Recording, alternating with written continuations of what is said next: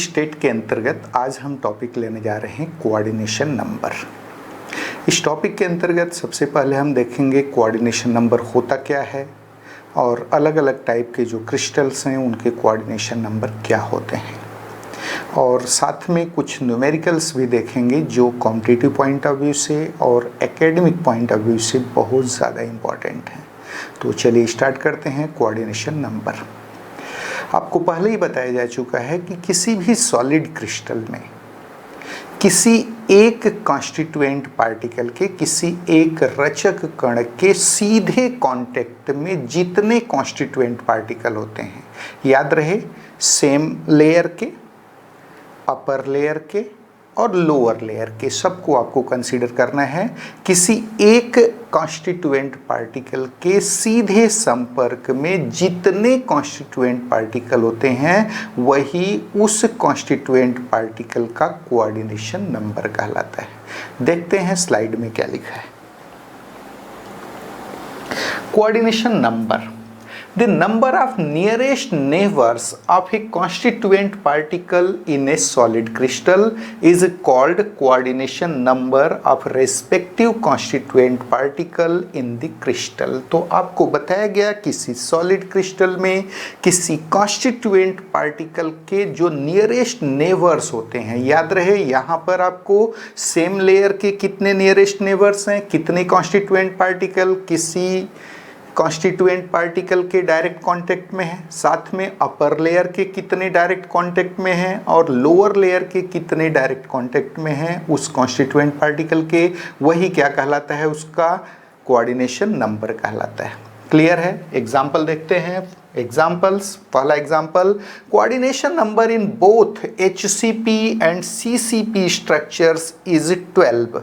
Here 6 spheres of same layer and 3 each of immediate upper and lower layers are in direct contact of a sphere। तो आपको बताया गया कि जो close packed structures होते हैं, HCP हेक्सागोनल क्लोज पैकिंग हो या CCP क्यूबिक क्लोज पैकिंग हो, वहाँ पर किसी कॉन्स्टिट्यूएंट पार्टिकल का कोऑर्डिनेशन नंबर 12 होता है।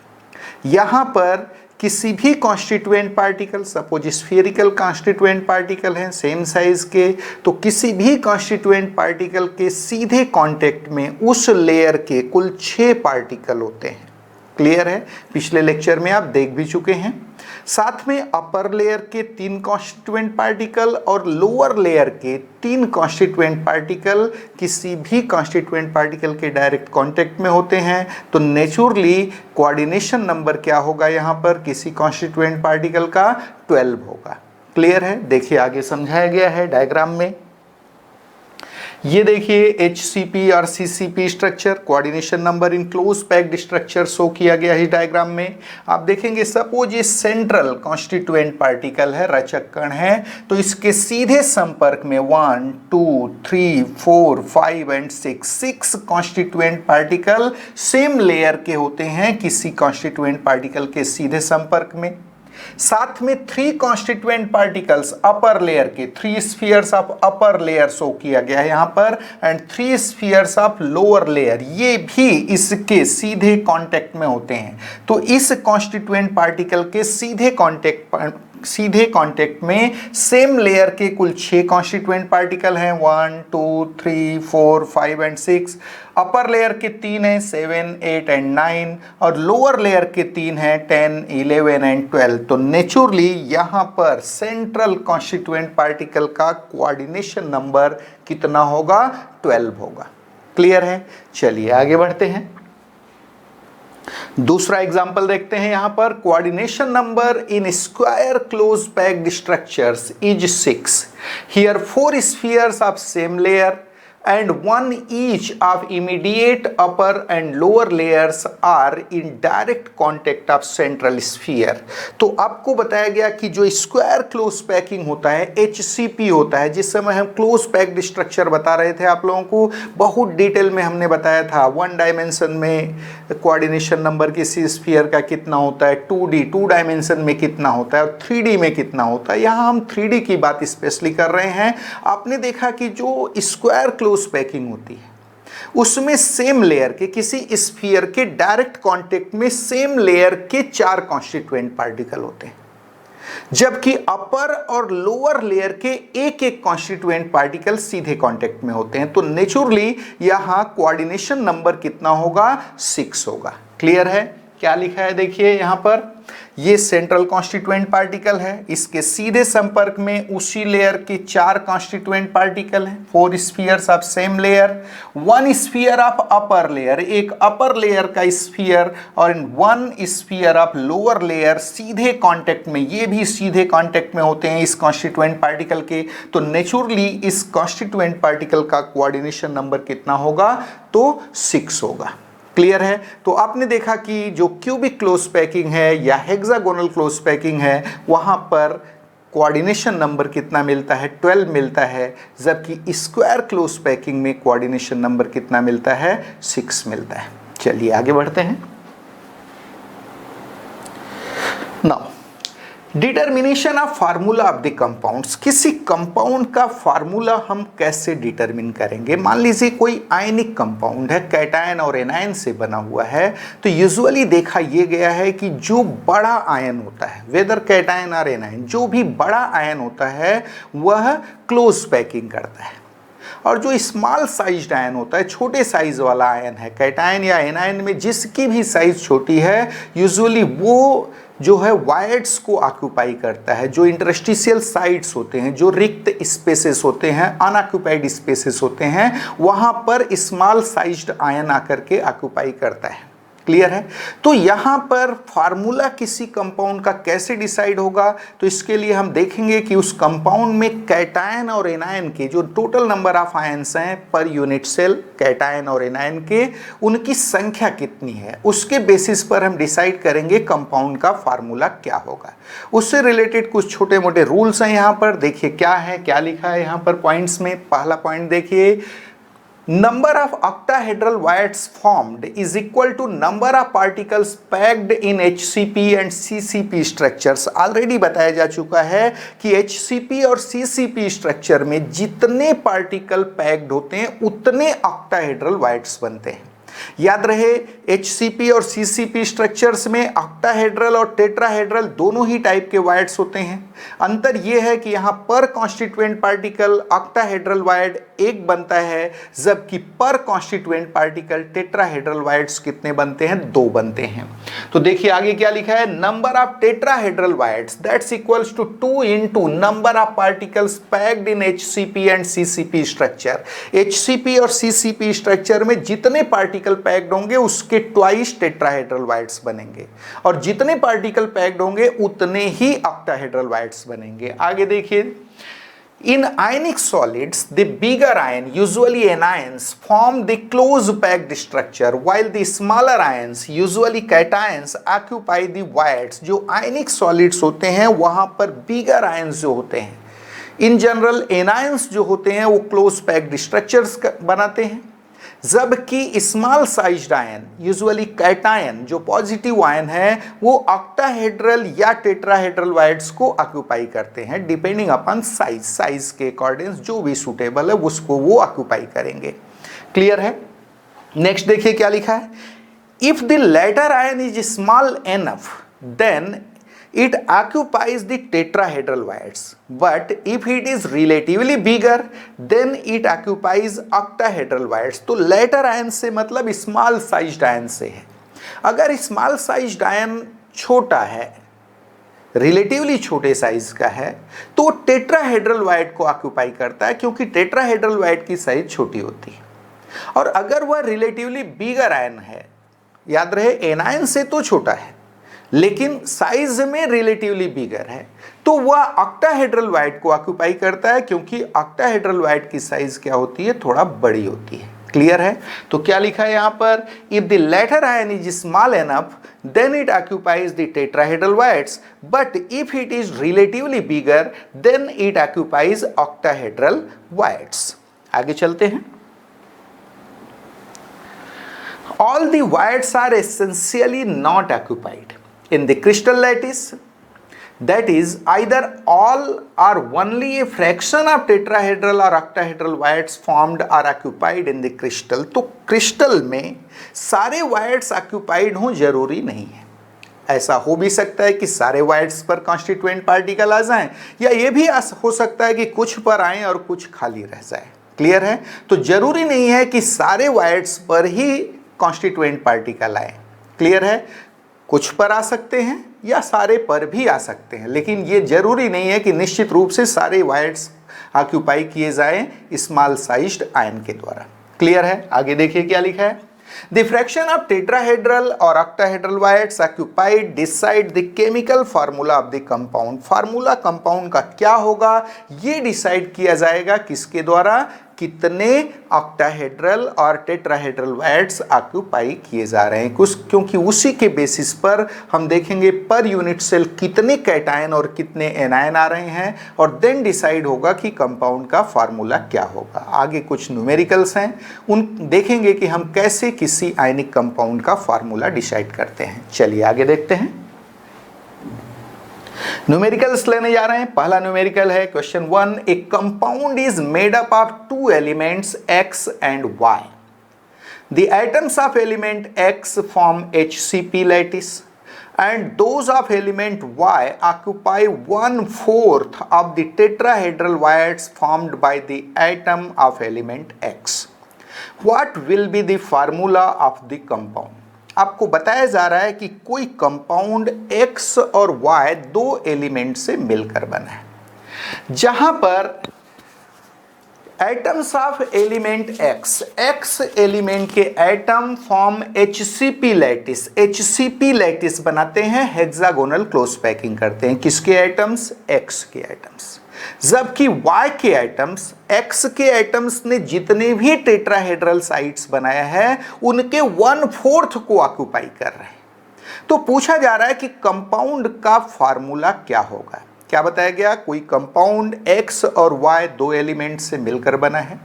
यहां पर जो x के एटम्स हैं वो हेक्सागोनल क्लोज पैकिंग करते हैं, और इनके द्वारा बनाए गए जो टेट्राहेड्रल वायर्स हैं उनके 1/4 में कौन ऑक्यूपाई कर रहा है? y ऑक्यूपाई कर रहा है। कंपाउंड का फार्मूला क्या होगा ये आपसे पूछा जा रहा है। क्लियर है? देखिए कैसे सॉल्व होगा। चलिए आगे बढ़ते हैं। सोल्यूशन देखिए। Let the total number of atoms of element x packed is n। मान लिया गया कि x के कुल कितने एटम्स पैक्ड हो रहे हैं? n एटम्स पैक्ड हो रहे हैं। क्लियर है? तो कितने टेट्राहेड्रल वायर्स बनेंगे? नेचुरली 2n बनेंगे, और उस 2n के 1/4 पर कौन जाएगा? दैट इज y के एटम्स उसे ऑक्यूपाई करेंगे, और अब इसके बेसिस पर हम फार्मूला डिसाइड करेंगे। तो देखिए कैसे सॉल्व किया गया है। Let the total number of atoms of element x packed is n, then the number of tetrahedral wires formed will be equals to 2n। क्यों हुआ भाई 2n? आपको बताया गया जितने पार्टिकल पैक्ड होंगे क्लोज पैक्ड स्ट्रक्चर में टेट्राहेड्रल वायर्स उनके ट्वाइस बनते हैं। तो अगर n पार्टिकल पैक्ड हुए हैं तो टेट्राहेड्रल वायर्स कितने बनेंगे? 2n बनेंगे। क्लियर है? आगे देखिए। Hence the number of tetrahedral wires occupied by the atoms of element y will be equals to 1/4 into 2n। याद रहे 2n टेट्राहेड्रल वायर्स बने, उनके 1/4 ऑक्यूपाई किए गए किसके द्वारा? y के द्वारा। तो y द्वारा ऑक्यूपाइड टेट्राहेड्रल वायर्स कितने हुए? क्या मिला अपने को? That's equals to 1/4 into 2n। Therefore, ratio of number of atoms of x and y, x और y के एटम्स का रेशियो क्या हुआ? That is n। x कितना पैक्ड हुआ था? n पार्टिकल पैक्ड हुआ था। n is to 1/4 into 2n। क्या रेशियो मिला x और y एटम्स का नंबर का? That is n is to 1/4 into 2n। That's equals to 2:1। कितना आ जाएगा इसका वैल्यू? 2:1 आ जाएगा। क्लियर है? यहां का अगर आप वैल्यू निकालेंगे तो 1/2n आएगा। That is n is to 1/2n, जिसको आप क्या कह सकते हो? 2:1, यानी 2:1 का रेशियो आ गया। क्लियर है? किसका? x एटम और y एटम का।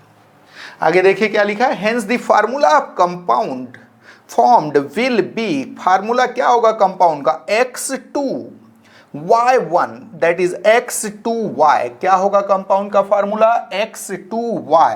x2, x के कितने एटम्स मिले हैं? 2 रेशियो में, और y के कितने मिले हैं 1, 2:1 का रेशियो है, तो कंपाउंड का फार्मूला क्या मिला x2y। इसी तरीके से जो इंफॉर्मेशंस गिवन है उसके बेसिस पर हम डिसाइड करते हैं कि कंपाउंड का फार्मूला क्या होगा। इस टाइप के न्यूमेरिकल्स कॉम्पिटिटिव एग्जाम में भी आपसे पूछे जाते हैं और एकेडमिक एग्जाम में भी कई बार आपसे पूछे जाते हैं। क्लियर है? चलिए आगे देखते हैं। नेक्स्ट न्यूमेरिकल एक और देखते हैं। A cubic solid is made up of two elements x and y. Atoms y are at the corner of cube and that of x occupies body center. What will be the formula of the compound? आपको बताया जा रहा है कि एक cubic solid x और y दो element से मिलकर बना है। जो x के आइटम्स हैं वो सारे कॉर्नर को, क्यूब के सारे कॉर्नर को ऑक्यूपाई कर रहे हैं। क्या लिखा है? Items of y are at corners of cube. Sorry, y के जो आइटम्स हैं, x के नहीं, किसके? y के आइटम्स क्यूब के सारे कॉर्नर पर हैं, जबकि x का आइटम जो है उस क्यूब के बॉडी सेंटर को ऑक्यूपाई कर रहा है। तो आपसे पूछा जा रहा है कंपाउंड का फार्मूला क्या होगा। क्या करेंगे हम यहाँ पर? तो याद रहे per unit cell number of items decide करेंगे x और y के, और उसके बेसिस पर डिसाइड होगा कंपाउंड का फार्मूला क्या होगा। तो आप देख रहे हैं यहाँ y जो है वह क्यूब के सारे कॉर्नर पर है। टोटल 8 कॉर्नर्स पर y के आइटम्स हैं, तो क्या पर यूनिट सेल y के आइटम्स 8 हो जाएंगे? तो आंसर है जी नहीं, ऐसा नहीं होगा, क्योंकि कॉर्नर का जो आइटम है वह कुल 8 क्यूब्स के कंट्रीब्यूशन में होता है, इक्वल कंट्रीब्यूशन में होता है। तो नेचुरली किसी एक क्यूब को वह केवल 1/8 का कंट्रीब्यूशन देता है। तो number of y items per unit cell कितना आ जाएगा? 1/8 इंटू 8, दैट इज 1 आइटम। तो y के कितने आइटम आए? 1। अब प्रश्न खड़ा हुआ x के कितने आइटम होंगे? याद रहे x का आइटम y के द्वारा जो क्यूब बना है उसके बॉडी सेंटर पर है, और बॉडी सेंटर पर जो भी आइटम होता है वह कंप्लीट कंट्रीब्यूशन सेम क्यूब को देता है। तो x के भी कितने आइटम होंगे पर यूनिट सेल? 1। तो रेशियो क्या रहा? 1:1। तो कंपाउंड का फार्मूला क्या हो जाएगा? xy, that is x1 y1 और xy। देखते हैं कैसे सॉल्व किया गया है। The atoms present at corner are equally shared by 8 cubes and give only their 1/8 contribution to each cube, each unit cell, while that present at body center gives its entire contribution to the same unit cell. Thus, number of items of y per unit cell कितना मिला? 1/8 into 8 items at corner, that's equals to 1. Number of items of element x per unit cell equal होगा 1 into items at body centre, that's equals to 1। Thus, the ratio of number of items of x and y, x और y के items का ratio क्या हुआ? 1:1। Clear? Hence, the formula of given compound will be xy, that is x1 y1. You can say xy. तो compound का formula क्या मिला अपने को? xy मिला। इसी तरीके से आप अदर कंपाउंड्स, याद रहे जैसा भी इंफॉर्मेशन गिवन है उसके बेसिस पर हम कैलकुलेट करेंगे कंपाउंड का फार्मूला क्या होगा। चलिए एक और प्रॉब्लम देखते हैं। In an ionic solid, atoms of element Y adopt FCC arrangement as anions, while those of element X occupy 2/3 of total tetrahedral wires formed as cation. Find the formula of the compound. तो यहाँ पर बताया गया है कि किसी ionic compound में element Y के जो आइटम्स हैं एनायन के फॉर्म में, नेगेटिव आयन के फॉर्म में FCC अरेंजमेंट गेन करते हैं। FCC अरेंजमेंट का क्या मतलब हुआ? जो क्यूब बनेगा, यूनिट सेल बनेगा, उसके सारे कॉर्नर पर Y के एनायन होंगे, Y के आइटम्स एनायन के फॉर्म में होंगे, और साथ साथ सारे फेस सेंटर्स पर होंगे। जबकि X के जो एटम्स है, एलिमेंट X के एटम्स कैटायन के फॉर्म में, पॉजिटिव आयन के फॉर्म में टोटल जितने टेट्राहेड्रल वायर्स बनाए गए हैं, किसके द्वारा? Y के द्वारा। क्लियर है? सारे टेट्राहेड्रल वाइड्स जितने भी बने उसके 2/3 टेट्राहेड्रल वाइड्स को ऑक्यूपाई कर रहे हैं। पूछा जा रहा है कि कंपाउंड का फार्मूला क्या होगा। चलिए देखते हैं कैसे सॉल्व होगा ये। Solution here number of items of element Y per unit cell Y के कितने आइटम्स होंगे? तो याद रहे Y FCC स्ट्रक्चर गेन कर रहा है, क्यूब के सारे कॉर्नर पर हैं और कॉर्नर के जो एनायंस हैं अपने 1/8 का कंट्रीब्यूशन दे रहे हैं, जबकि फेसेस पर जो है याद रहे Y FCC गेन कर रहा है, मतलब कॉर्नर के साथ साथ सारे फेस सेंटर्स पर है। फेस सेंटर्स के जो एनायंस हैं वो किन्हीं 2 क्यूब के इक्वल शेयरिंग में होंगे और किसी एक क्यूब को कितना कंट्रीब्यूशन देंगे? 1/2 का देंगे। तो देखते हैं कितने एनायंस मिलेंगे per unit cell. Number of anions of element Y per unit cell कितना होगा? 1/8 × 8 that is atoms at corners, actual में ये एटम्स एज एनायन है, plus 1/2 × 6 that is atoms at faces. तो क्या मिला? 1 इसके कारण, कॉर्नर के कारण, और 3 किसके कारण मिला? फेसेस के कारण। टोटल नंबर ऑफ आइटम्स क्या मिल गए? एज एनायन 4 मिल गए। तो Y के कुल कितने आइटम्स हैं एनायन के फॉर्म में? 4। क्लियर? तो अब टेट्राहेड्रल वाइड्स कितने बनेंगे? Just twice that is 8। और इन 8 टेट्राहेड्रल वाइड्स के 2/3 को ऑक्यूपाई कर रहे हैं कौन? X के आइटम्स एज कैटायन। याद रहे टेट्राहेड्रल वाइड्स जो होते हैं वो कंप्लीटली यूनिट सेल के अंदर होते हैं, ऑलरेडी आपको बताया जा चुका है। और टेट्राहेड्रल वाइड पर जो भी कैटायन होगा वो अपना पूरा कंट्रीब्यूशन सेम क्यूब को देगा। क्लियर है? तो टोटल कैटायन कितने होंगे देखिए कैसे सॉल्व हुआ है। Number of cations of element X per unit cell क्या मिलेगा? 2/3 × 8 एटम्स इन टेट्राहेड्रल वाइड्स। याद है टोटल टेट्राहेड्रल वाइड्स कितने बने हैं? 8, क्योंकि total number of particles packed कितने हैं? 4। तो टेट्राहेड्रल वाइड्स कितने बनेंगे? 8। तो number of cations of element X per unit cell element X के कितने कैटायन हुए? 2/3 × 8 atoms in tetrahedral voids THV, that's equals to 16/3। Clear है? तो Y के कितने आइटम्स मिले पर यूनिट सेल? 4। X के कितने मिले? 16/3। तो रेशियो क्या मिला? 10। The ratio of number of ions of X and Y के आयंस का रेशियो मिला। X कितना मिला? 16/3 is to 4। 16/3 is to 4 that's equals to 4:3। क्या मिला रेशियो? 4:3 मिला। तो नेचुरली याद रहे किसका रेशियो है ये?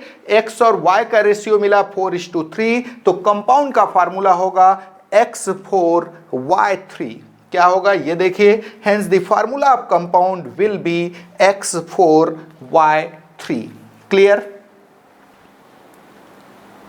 तो आज के लेक्चर में आपने देखा कि कोऑर्डिनेशन नंबर होता क्या है, साथ साथ आपने देखा कि यहां पर क्लोज पैक्ड स्ट्रक्चर में जो इंफॉर्मेशंस गिवन रहते हैं उसके बेसिस पर हम किसी कंपाउंड का फार्मूला कैसे डिसाइड करते हैं।